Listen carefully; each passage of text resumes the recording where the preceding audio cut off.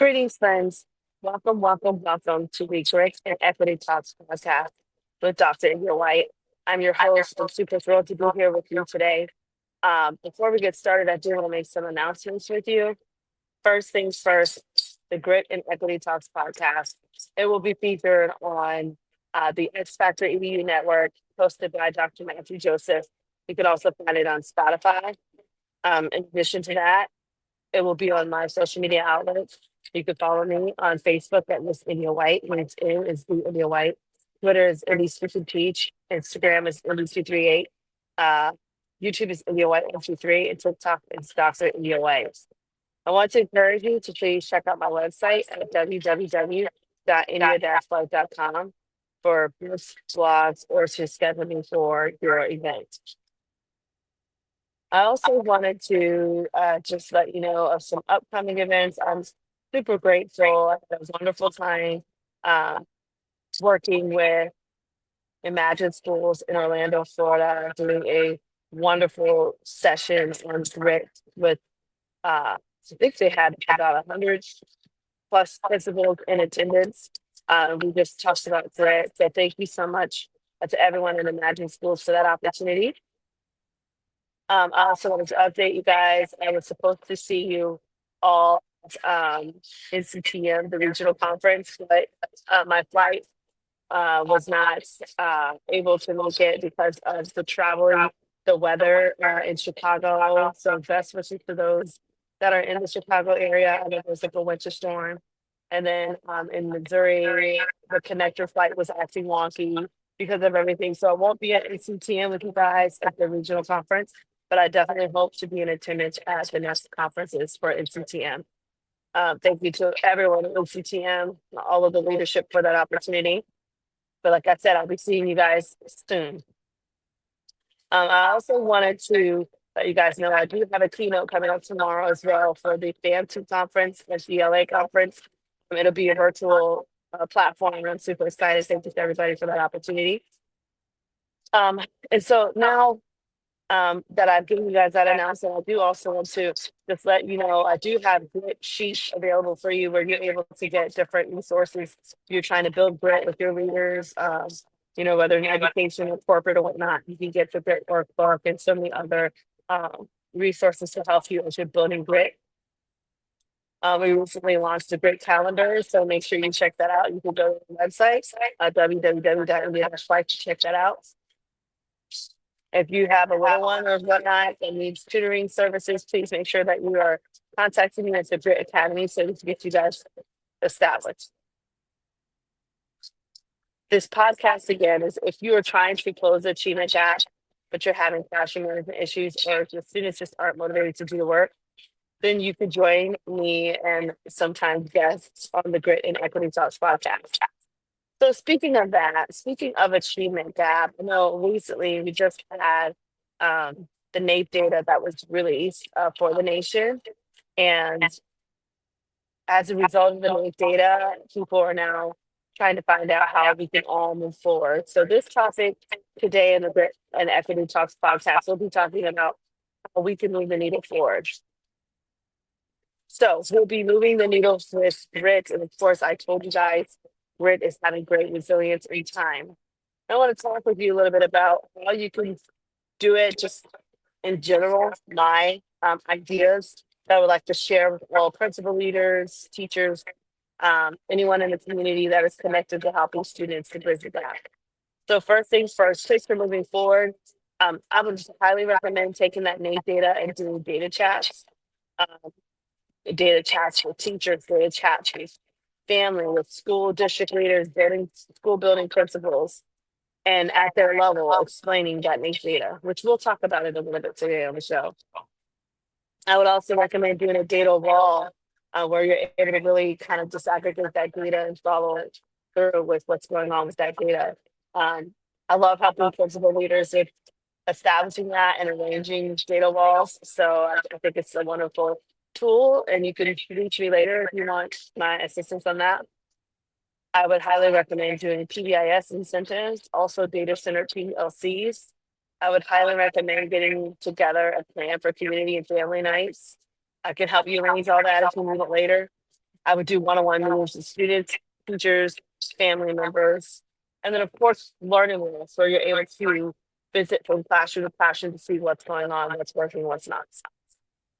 So personally, I think that those are some great strategies for you if you're really trying to bridge the gap and you're needing some support. So thanks for letting me share that. And I think that one thing about data is it can be so overwhelming. And I was talking to principals about this yesterday.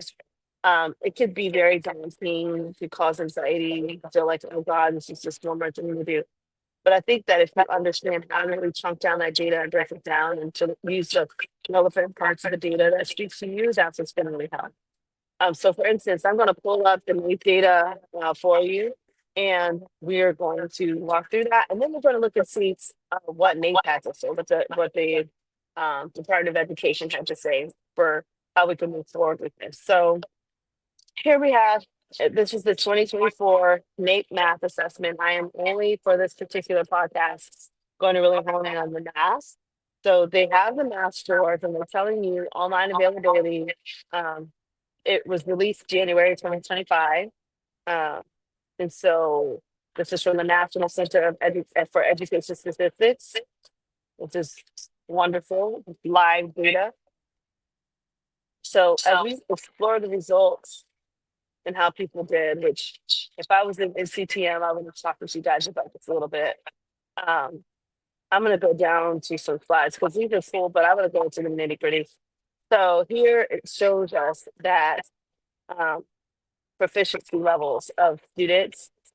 You can see the year. So we were at 41% proficiency. That's pre-pandemic. And then 2022, we dropped down to 36%. So we definitely had a COVID dip there. And then now we're starting to have gains again for your fourth grade math. So that shows that we're on the right track moving forward. Um, and this is the trend for how our fourth graders did. So Common Talk, basically they're saying we have 39% of fourth graders across the United States that are proficient in mathematics. Again, 39% of all of your fourth grade students that took this NAEP test are proficient in math, that they're at their levels. Okay. I also want to eventually look at eighth grade. Let me scroll down to um, fourth grade a little bit more. These are students and how they scored proficiency wise and any increases or decreases. So you'll see it says Black or whatever, African American, whatnot. They had an increase of 3 points for 75th percentile. There's an increase of 4 points. That's good. Hispanic learners, 3 points increase, 75th percentile, 5 points. White learners, Caucasian learners, 1 point, and then 75th percentile, 2 points. Males, 2 points increase, 75th percentile, 2 points. Females, 2 points average scores, and then 3 points, 75th percentile. Okay. And then they even talk about the regions, who's in the Northeast and who's in the South. South didn't do as good as Northeast. Absenteeism, they talked about that as well. They said that 30% of fourth graders were either missing 3 or more days of school in the month before taking that assessment. So that definitely could have been a factor as to why I didn't score higher. And then it says that was actually decreased from the 35% in 2022, interesting, and an increase to 24% from the data that we took in 2019. Anyways, I don't want to bore you guys with this. So this is pretty interesting. How many kids were assessed? Now, they assessed 117,900 fourth graders. They assessed 115,200 eighth graders. We'll see this in a minute. Number of schools assessed across the nation. They assessed 6,100 students with tests of 60 minutes. They took it on Chromebooks or Chrome tablets. All right. So now that you have that, now I want us to trickle back and talk about eighth grade. Okay. But before we do, let's just wrap up fourth grade. So it says the average score at fourth grade was 2 points higher compared to 2022 and 3 points lower than the pre-pandemic score of 2019. So basically what we're saying is we're not quite back to where we were before the pandemic, but we have been making gains. So with that said, now let's go and jump into eighth grade and see what's going on there. So eighth grade learners, eighth grade, and the NAEP data is loading for us. So even though it's voting, I can read. It's a little bit like spewed out. But here we go. Okay. So it says that in 2019, our eighth graders were scoring at 34% proficiency levels. So then they dropped to 26%, and then they rose back up to 28%. So basically, again, they're not where they were before the pandemic. 2019, it was 34%. We're only at 28%. But I want you to think of the bigger picture. If you're telling me only 28% of students in eighth grade are proficient in math, what is going on? That's barely over a quarter of eighth grade students being proficient. That's a concern. And the reason why this is so concerning to me is because we spend so much money on, like, we spend so much money on resources, federal programs, curriculum, and yet we only have 28% of eighth graders that know how to do math at their level. And, you know, with both grade levels, we don't even have half the students across the nation that are proficient in fourth grade and eighth grade. You have an issue. If you want me to come to your school and talk more about that and how we can move forward with moving the needle forward, I'd be honored to. I just wanted to show you guys a little bit of that because that's where our heart is right now. And I know parents are even concerned. We've been spending money on tutoring projects. We've been hiring people to come in. We've had instructional coaches and staff. We've done so many different federal programs. It was ridiculous how many millions of dollars we spent, but yet we're still not getting those results. Yes, I'm thankful that the needle is beginning to move forward, but still, guys, 28% of eighth graders know how to do math at their level. So it's definitely an area of focus. So now I want to go back to what they were saying to us. So let's keep going. Now, for the eighth grade scores, we had student groups 2024 score compared to 2022. I think it's very interesting. Hispanic families is the only one that I see demographic wise. I wonder why I don't see the other demographics. Here it says Hispanic learners went down 3 points. And then the 25th percentile went down 5 points. Now that's the lower quartile of students, right? That's not good. Parents, and then they have all these factors: parents that didn't finish high school, students that were economically disadvantaged, students with disabilities, students who were identified as English language learners. There's a lot there. But it's very interesting that I do not see, I'm looking, I do not see data for eighth grade that tells us more than just the Spanish learners. Where is the rest of that data?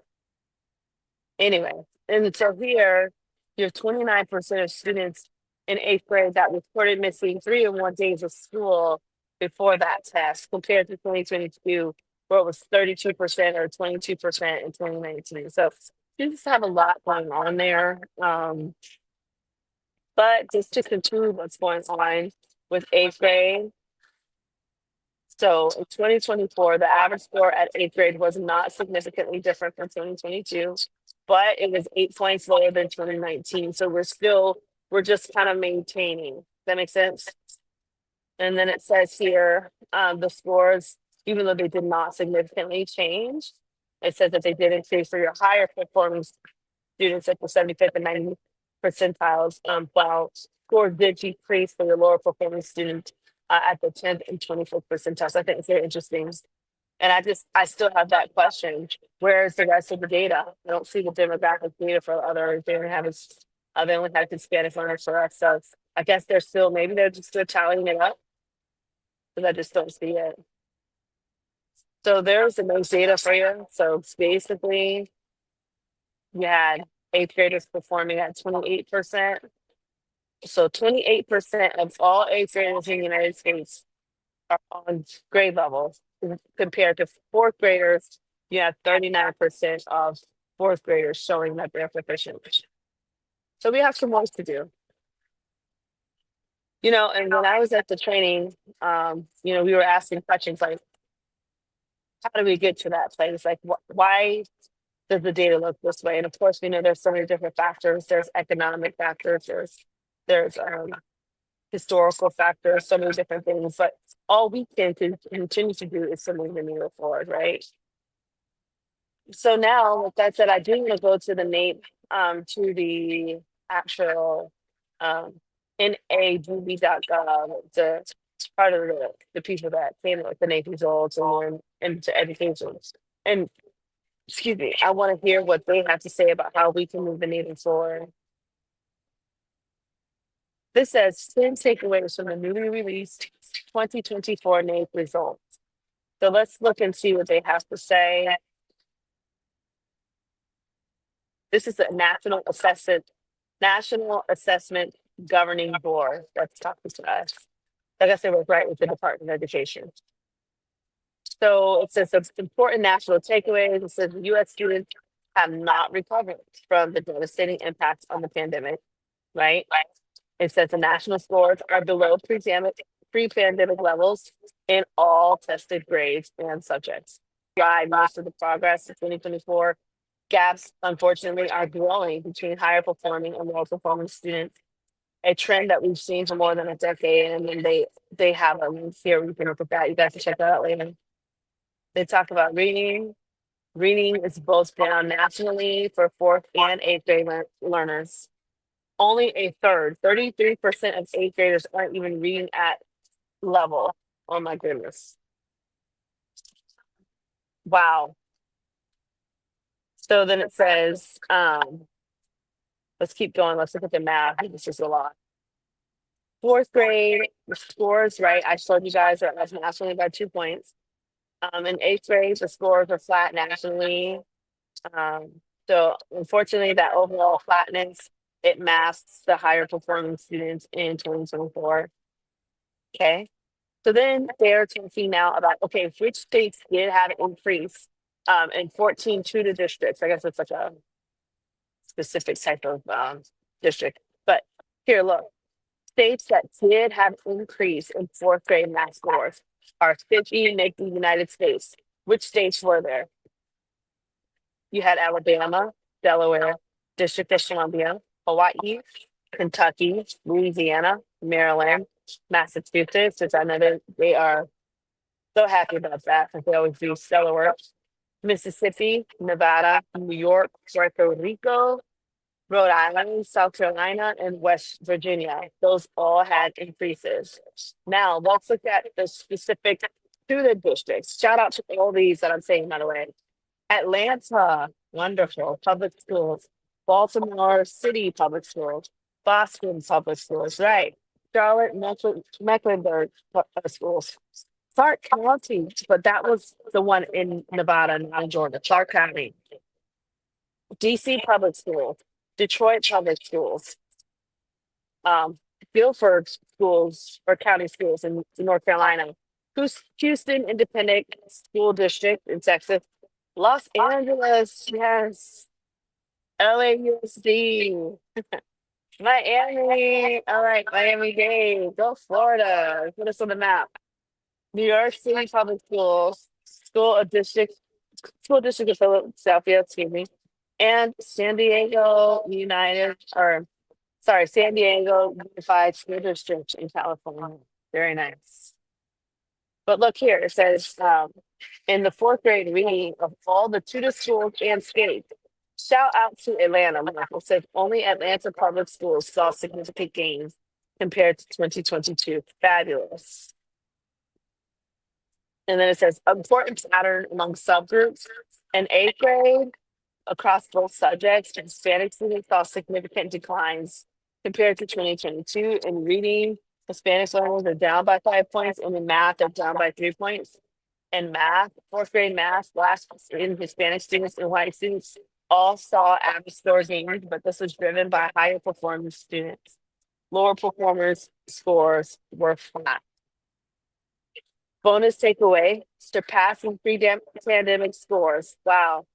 Only one state, Louisiana, surpassed 2019 fourth grade reading score. And only one state, Alabama, surpassed the fourth grade math score. So shout out to them. Excellent. But that's 1 out of 50 states. So we've got some work to be done, guys. And like I said, I could definitely do a deeper dive into this work with you. If you're wanting me to, I would be honored to, come on your campuses and we can just talk about this kind of stuff to you. This is, they're talking about declining overall performance. And we're just going to break down a little bit more the NAEP. Welcome. My name is Brian Kramer. And I'm Ebony Walton. In this poster session, we will present data for the nation, states, and select districts on how students performed on NAEP, math and reading grades 4 and 8 over the last 30 years, emphasizing the score declines we've seen for lower performing students since 2013. Before we look at some of the data, I would like to introduce the Nation's Report Card, or NAEP, to those of you who may not know about the program. NAEP has been in operation for over 50 years. It is federally mandated to assess students' knowledge and skills in multiple subjects, and we measure students' knowledge across the country at elementary, middle, and high school levels. In recent years, we have been mandated to assess 4th and 8th graders in mathematics and reading every 2 years, and we also assess 12th graders in mathematics and reading every 4. With additional funding and with other objectives as set by the National Assessment Governing Board, we do measure students' knowledge and skills in other subject areas. And NAEP is also a holistic measure that assesses students' knowledge and skills in more than just math and reading. It also assesses students in such things as science, civics, and US history, among other subjects.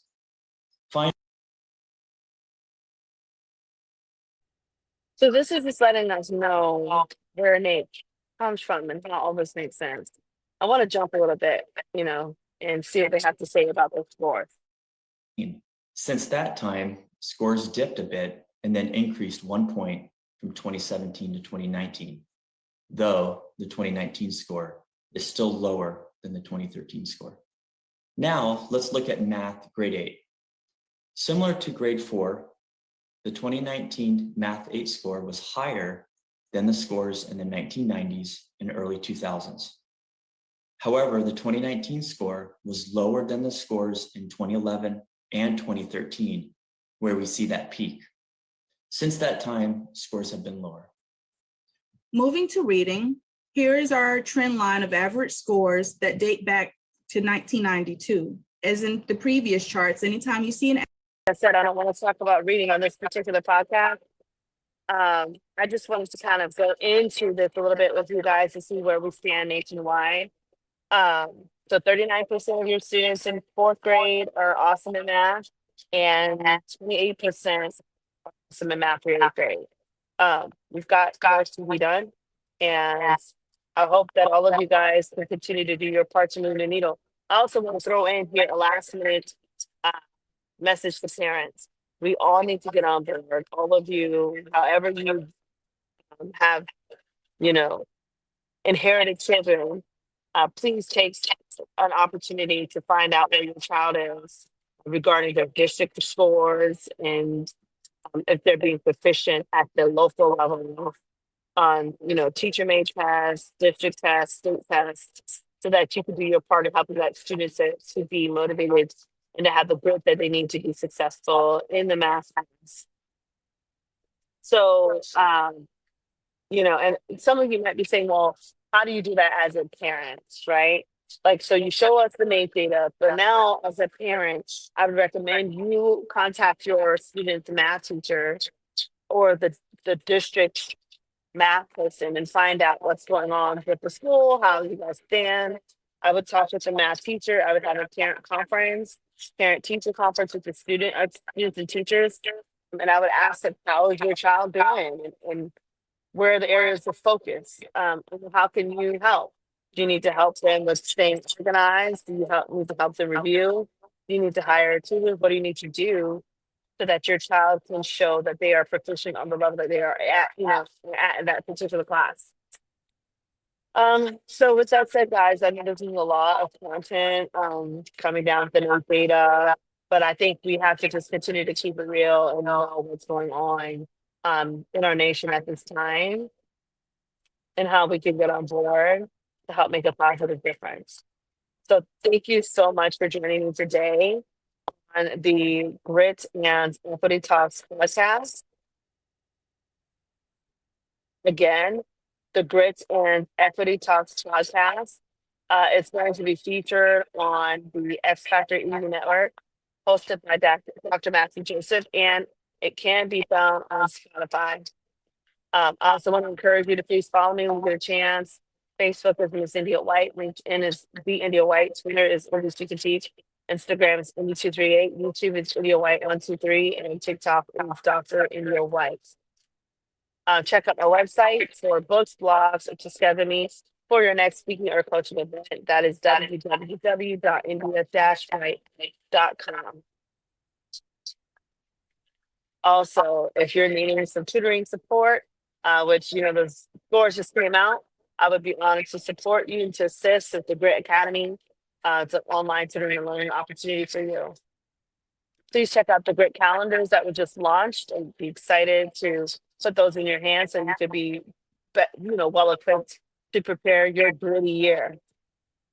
Also, again, this podcast, if you're trying to close the achievement gap with having classroom management issues, or your students just aren't motivated to do the work, then join me on this podcast. And if you're wanting to be a guest, send me an email at india.white.123@gmail.com. So thanks again so much, guys, for joining me on the Grit and Equity Talks podcast. And until next time, stay gritty. See ya.